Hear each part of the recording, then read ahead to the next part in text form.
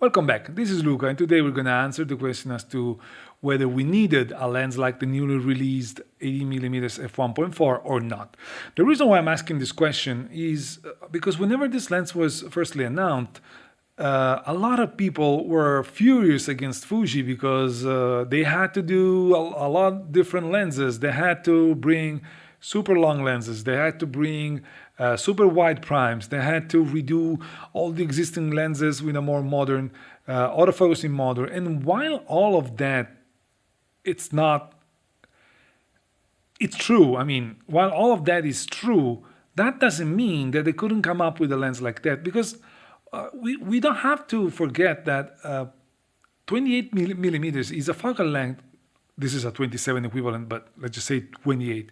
28 millimeters is a focal length that has been widely used for years and years and years. It's a preferred focal length for a lot of people. And as of today, for primes, the only lens that we had in the Fujifilm lineup was this little boy, the 80mm f2, which, don't get me wrong, is a good lens. It's highly underrated in my opinion, but that doesn't mean that there wasn't room for an 80mm f1.4. In my opinion, this lens doesn't even compete with the 16mm f1.4. They're different focal lengths. A 24mm guy will never feel comfortable with the 28 millimeters equivalent. At the same time, a 28 millimeters guy will never feel comfortable with a 24 millimeter equivalent. So there's room for the both of them. So the real question should be, why shouldn't we need a lens like this? And in my opinion, the answer is there's no reason why we didn't need a lens like this.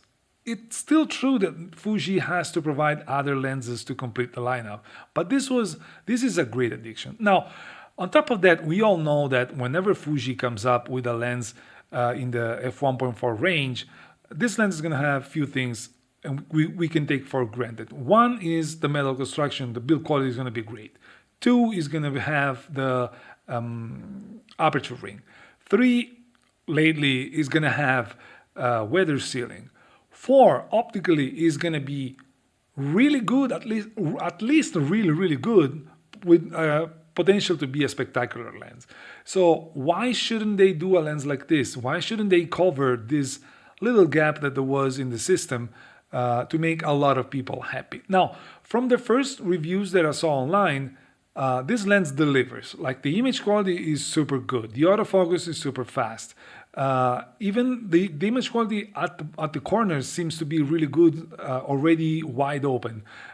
Some kind of complain about the bokeh. It's a little bit harsh in some aspects, but the majority of people still praise the lens for its optical quality overall.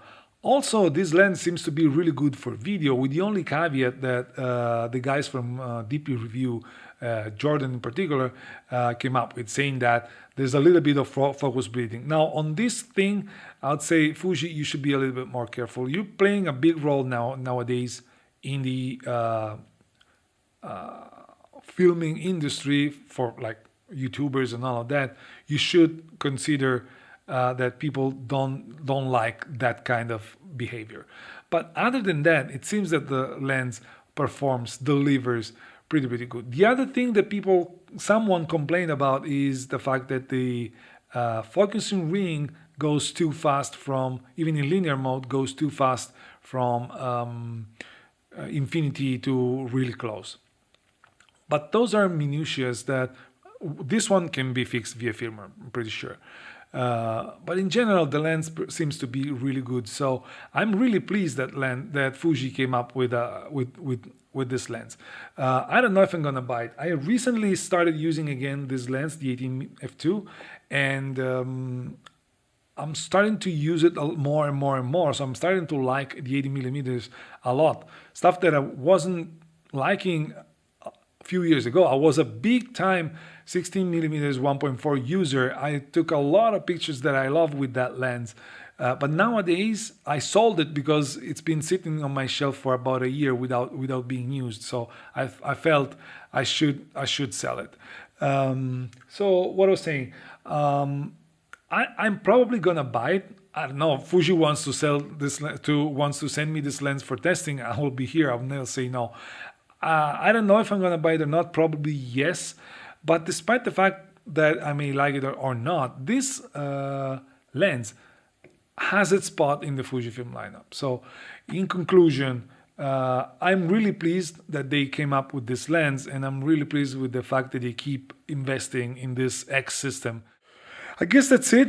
If you like the video, think about subscribing, leave me a like, let me know what you think in the comments below, and that's it. I'll see you in the next one. Bye.